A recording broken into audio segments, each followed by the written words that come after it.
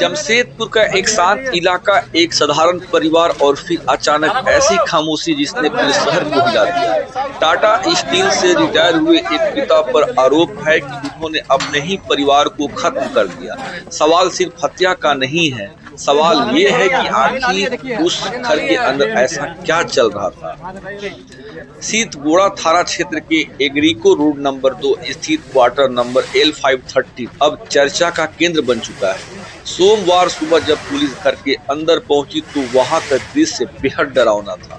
घर के अलग अलग हिस्सों में पत्नी, बेटे और बेटी के शव पड़े थे।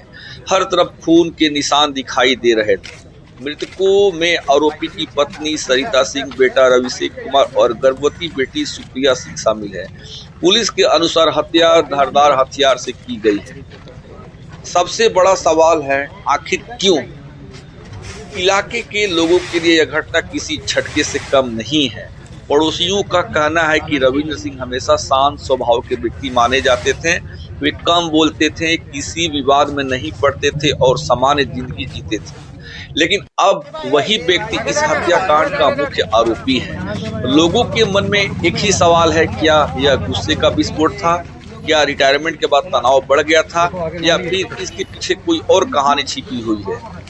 ऐसे मानसिक बीमारी का दावा किया जा रहा है। सूत्रों के मुताबिक गिरफ्तारी के बाद आरोपी खुद को मानसिक रूप से परेशान बता रहा है। हालांकि पुलिस फिलहाल इस दावे को सीधे स्वीकार करने के मूड में नहीं दिख रही। जांच टीम अब पुराने मेडिकल रिकॉर्ड, पारिवारिक रिश्तों और पिछले कुछ महीनों की परिस्थितियों को खंगाल रही है।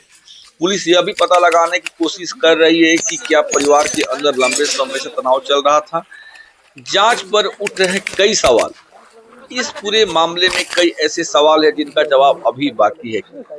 क्या हत्या पहले से सोची समझी साजिश थी? घर में इस्तेमाल हुए हथियार कहां से आए?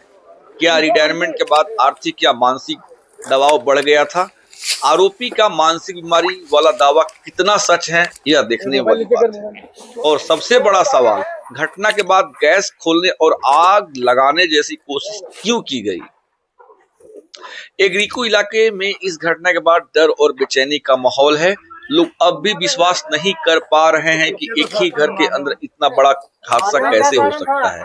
परिवार के रिश्तेदार गहरे सदमे में हैं, जबकि पुलिस हर एंगल से मामले की जांच कर रही है।